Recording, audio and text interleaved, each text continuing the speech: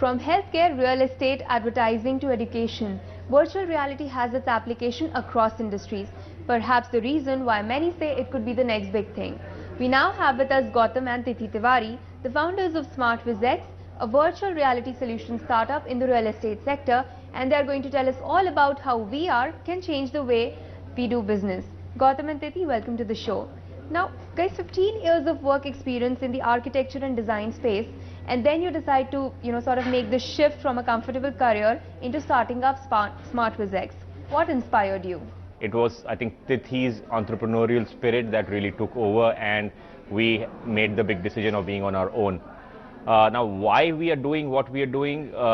Simply because it's a problem that has existed in our profession since forever.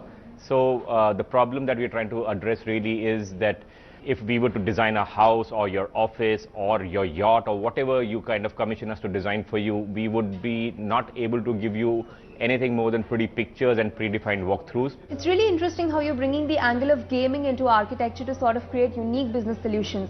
Can you tell us a bit about how that's being done? We were talking to these, bunch of irreverent 22-year-olds and, who sort of told us that... You have a few walking behind you right now. Who told us that, I don't know what's the problem, you could just do this so easily because games are inherently immersive and interactive. And so we thought that, why don't we sort of marry these two, technologies, the traditional architectural visualization with gaming and, create solutions. What about how it's impacting your customer?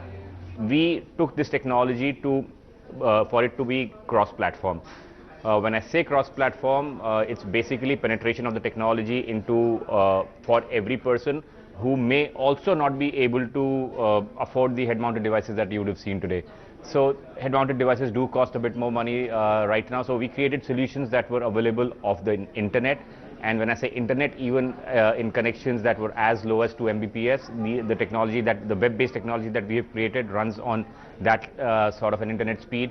We created solutions for the mobile. And how do you think it's impacting the industry? How do you see virtual reality being the game changer? We have never dealt with technology that has been immersive, interactive and engaging. These three words are primarily the disruption being caused in the static state of visualization. So content now is something that you speak with, something that you experience, something that you yourself change as a client. So now the biggest disruption caused is that you get to play and interact with your design the way you wish to. Both augmented reality and virtual reality industry are expected to touch a $150 million mark by 2020. And in India alone, it could be somewhere around $5.4 billion.